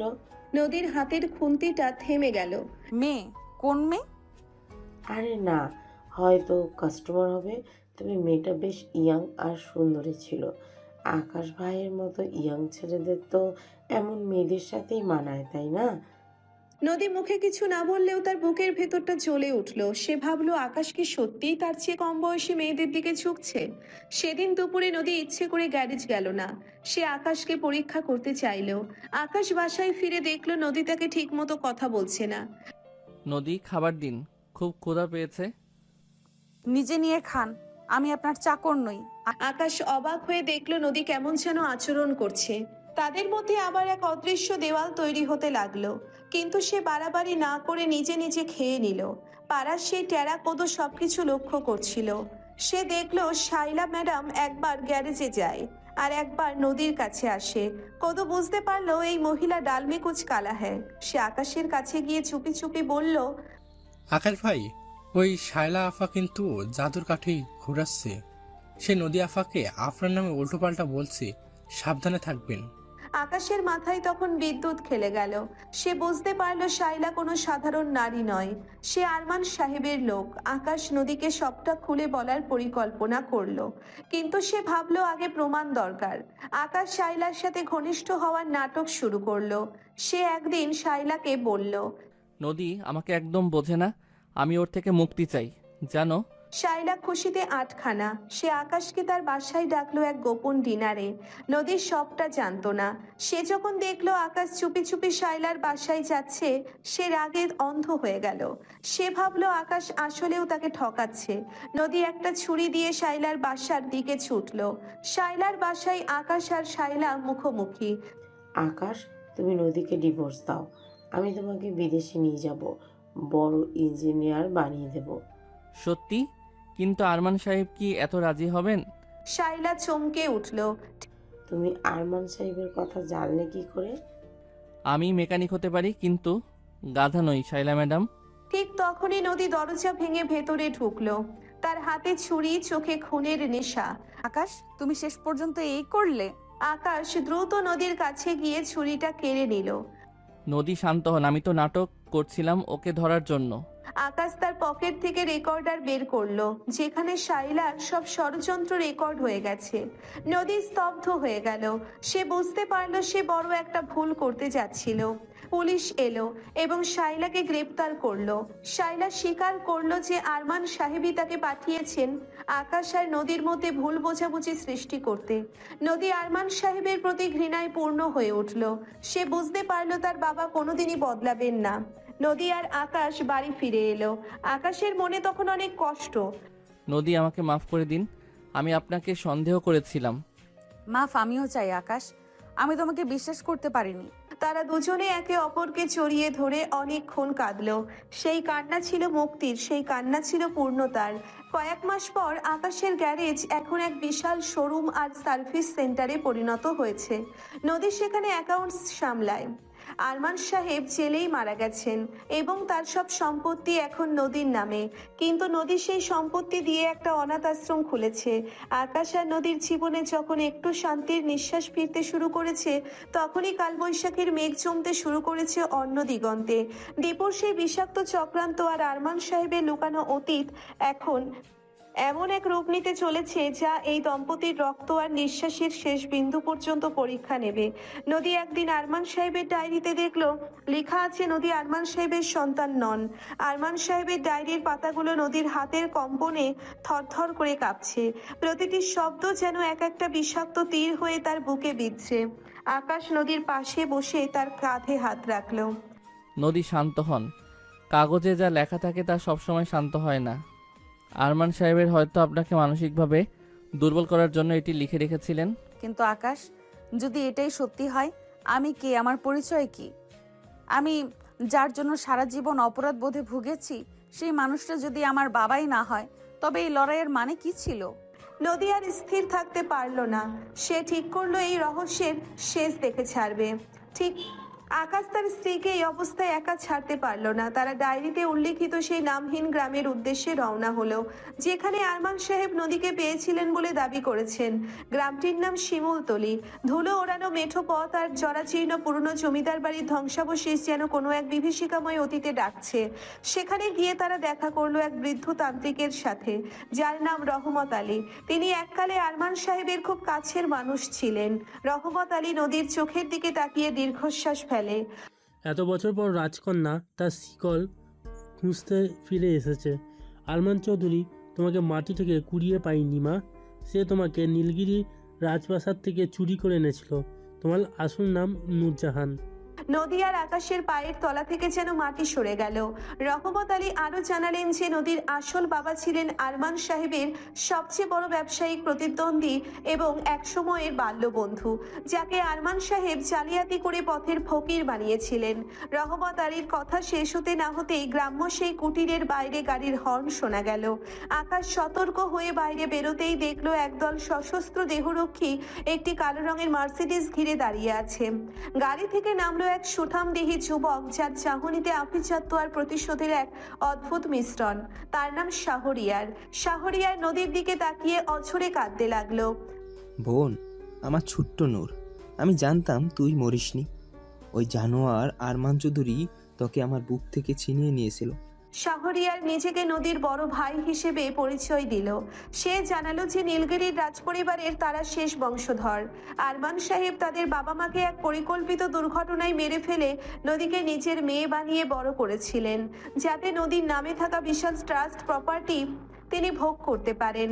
আকাশের মনে এক অজানা ভয় কাজ করতে শুরু করলো। নদীর পরিচয় বদলে যাওয়া মানে তাদের সম্পর্কের সমীকরণও কি বদলে যাবে?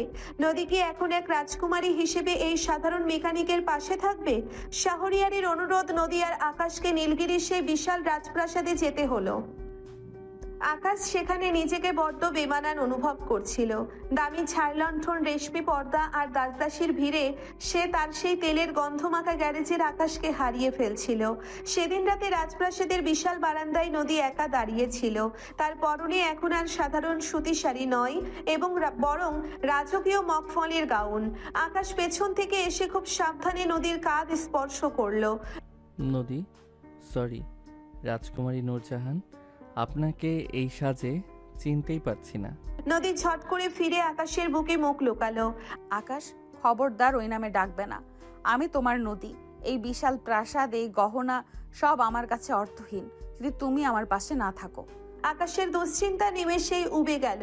সে নদীকে এক নিবিড় আলিঙ্গনে জড়িয়ে ধরল। প্রাসাদের নির্জনতায় চাঁদের আলোয় নিচে তাদের রোম্যান্স এক নতুন মাত্রা পেল। আকাশ নদীর চিবু কুচিয়ে তার ঠোঁটে এক দীর্ঘ তৃষ্ণার্ত চুমু আঁকল। নদীর শরীরে বিদ্যুৎ খেলে গেল। সে আকাশের শার্টের বোতামগুলো খোলার চেষ্টায় মত্ত হলো। সেই রাতে রাজপ্রাসাদের বিলাসিতার মাঝেও তারা একে অপরের আদিম প্রেমে ডুবে গেল। আকাশ বুঝিয়ে দিল, নদী রাজকুমারী হোক বা সাধারণ মেয়ে, সে চিরকাল আকাশের হৃদস্পন্দন হয়েই থাকবে। পরদিন সকালে আকাশ লক্ষ্য করলো শাহরিয়ারের আচরণে কিছু অস্বাভাবিকতা। সে নদীর প্রতি যতটা আন্তরিক, আকাশের প্রতি ততটাই শীতল। আকাশ চুপি চুপি কদুকে খবর পাঠালো শাহরিয়ারের অতীত ঘাটার জন্য। এদিকে দীপু জেল থেকে তার শেষ কার্ডটি খেলার প্রস্তুতি নিচ্ছে। সে জানতে পেরেছে শাহরিয়ার আসলে নদীর আপন ভাই নয়, বরং আরমান সাহেবেরই এক অবৈধ সন্তান, যে সম্পত্তির লোভে নিজেকে নদীর ভাই সাজিয়ে এই নাটক করছে। শাহরিয়ার আর দীপু গোপনে হাত মিলিয়েছে যাতে আকাশকে সরিয়ে তারা পুরো সাম্রাজ্য ভাগ করে নিতে পারে। দীপু ফোনে শাহরিয়ারকে বলে, কাজটা তাড়াতাড়ি শেষ করো। নদীকে ইমোশনাল ব্ল্যাকমেল করে সব পেপার সই করিয়ে নাও, আর ওই মেকানিককে আমি নিজেই হাতে খতম করব। রাজপ্রাসাদে একটি বড় ভোজের আয়োজন করা হলো। শাহরিয়ার আকাশকে গ্লাসে এক বিশেষ ধরনের স্লো পয়জন মিশিয়ে দিল। আকাশ সেটা না জেনেই পান করতে যাচ্ছিল, কিন্তু ঠিক সেই মুহূর্তে কদু এক পাগলের বেশে প্রাসাদে ঢুকে পড়ল। আকাশ ভাই, ওটা খাবেন না, ওটা শরবত নয়, ওটা যমরাজার ইনভিটেশন কার্ড। কদুর চিৎকারে সবাই সজাগ হয়ে উঠল। শাহরিয়ার ধরা পড়ে যাওয়ার ভয়ে বন্দুক বের করলো। আকাশ আর নদীর জীবনের উপর নেমে এলো এক নতুন বিপদের কালো ছায়া। মানে কি বলছো? ওই লোকটা আপনাদের শত্রু, আপনারা জানেন না। মানে কি? কি বলছো? উনি তো আমার ভাই। হ্যাঁ, আমি আরমান চৌধুরীর ছেলে। নদী আমার কোনো বোন নয়। এই সম্পত্তি শুধু আমার। আকাশ, আজ তোকে মেরেই আমি সব হাসিল করব। নদী পুরোদমে অবাক হলো। প্রাসাদের ভেতরে শুরু হলো এক তুমুল লড়াই। আকাশ তার সেই পুরনো মেকানিক স্টাইলে খালি হাতে আরশাদ আর দীপুর গুন্ডাদের মোকাবিলা করতে শুরু করলো। নদীও থেমে থাকলো না। সে তার আত্মরক্ষার কৌশল ব্যবহার করে শাহরিয়ারকে কোণঠাসা করলো। লড়াইয়ের এক পর্যায়ে শাহরিয়ার পালিয়ে যেতে সক্ষম হলো, কিন্তু সে যাওয়ার আগে এক ভয়ঙ্কর হুমকি দিয়ে গেল। সে নদীর জীবনের এক এমন সত্য জানে যা শুনলে নদী নিজেই নিজেকে ঘৃণা করবে। আকাশ নদীকে আগলে ধরে প্রাসাদের বাইরে নিয়ে এলো, কিন্তু তাদের কানে তখন বাজছে শাহরিয়ারের সেই অট্টহাসি। আরমান সাহেবের ডায়েরির রহস্য কি এখানেই শেষ, নাকি আরো বড় কোনো ট্র্যাজেডি তাদের জন্য অপেক্ষা করছে? নদী, আমরা বাড়িতে ফিরে যাব। এই রাজপ্রাসাদ আমাদের জন্য নয়। হ্যাঁ আকাশ, কিন্তু শাহরিয়ার যে সত্যের কথা বলল সেটা কি হতে পারে সেটা আগে জেনে নিই। ঠিক আছে। আকাশ আর নদীর জীবনেরই উত্তাল সমুদ্র যেন এখন এক ভয়ঙ্কর ঘূর্ণির পাকে এসে দাঁড়িয়েছে। আরমান সাহেবের ডায়েরি, শাহরিয়ারের আকস্মিক আবির্ভাব আর রাজপ্রাসাদের বদ্ধ বাতাসের নিচে চাপা পড়া হাহাকার, সব মিলিয়ে আকাশ আর নদীর অস্তিত্ব আজ বিপন্ন। তারা ভেবেছিল ভালোবাসা দিয়ে সব জয় করবে, কিন্তু রক্তের উত্তরাধিকার যে এত নিষ্ঠুর হতে পারে তা তাদের কল্পনার বাইরে ছিল। নীলগিরির সেই বিশাল রাজপ্রাসাদ এখন আর নিরাপদ আশ্রয় নয়, বরং এক গোলক ধাঁধা। শাহরিয়ার পালিয়ে গেলেও প্রাসাদের প্রতিটি দেওয়ালে তার অশুভ উপস্থিতি অনুভূত হচ্ছে। নদী আজ নূরজাহান হিসেবে নয়, বরং এক বন্দিনী হিসেবে নিজেকে অনুভব করছে। সেদিন সকালে আকাশ দেখল নদী আয়নার সামনে স্তব্ধ হয়ে দাঁড়িয়ে আছে, তার চোখে এক শূন্য দৃষ্টি। আকাশ নদীর পেছনে গিয়ে দাঁড়িয়ে বলল, নদী, আপনি কি সেই শাহরিয়ারের কথার কথা ভাবছেন? ও তো একটা প্রতারক, ওর কোনো কথা বিশ্বাস করবেন না। কিন্তু আকাশ, ও যদি প্রতারক হয় তবে আরমান সাহেবের ডায়েরির সাথে ওর কথার এত মিল কেন? আমার বাবা মাকে কেন মারা হয়েছিল? আর আমি যদি রাজকুমারী হই তবে আমার মেকানিক আকাশের পাশে আমি কিভাবে সারা জীবন থাকব?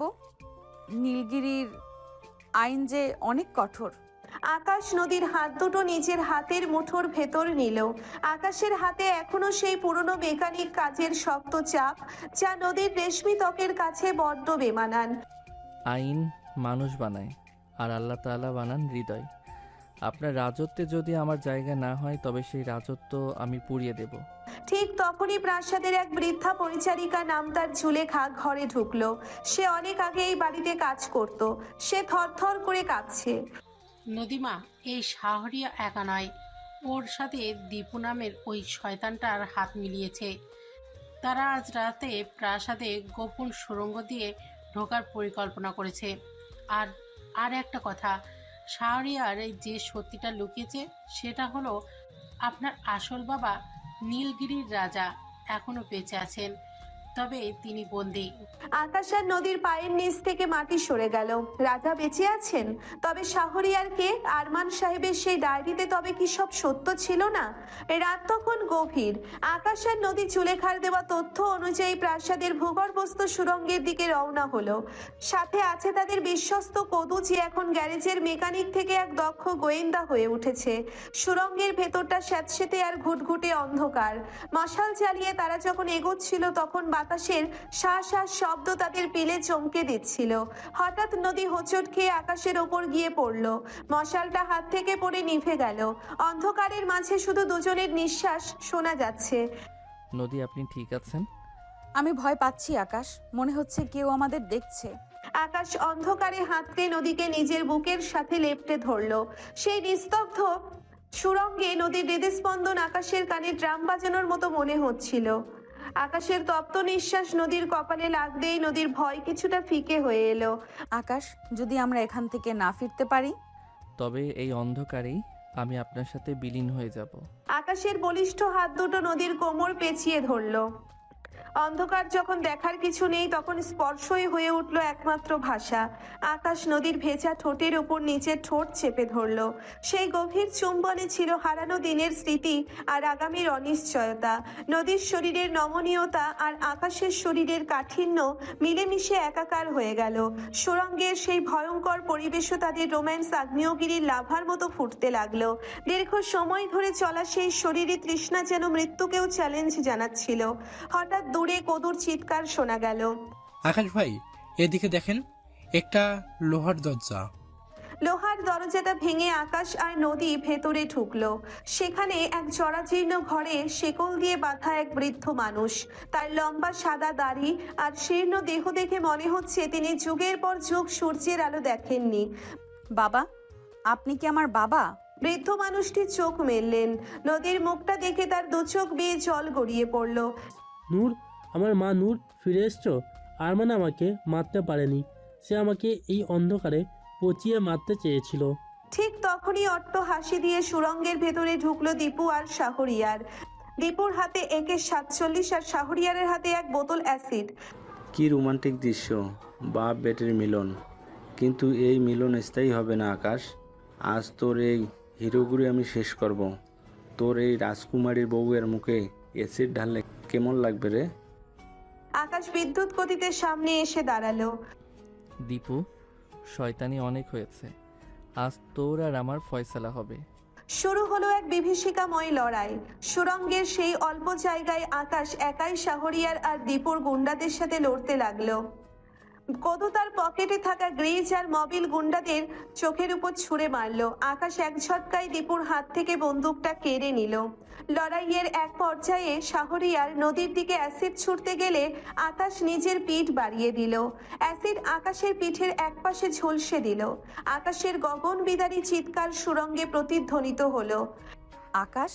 নদী রাগে অগ্নিকন্যা হয়ে উঠল। সে পাশের একটি বড় পাথর তুলে শাহরিয়ারের মাথায় সজোরে আঘাত করলো।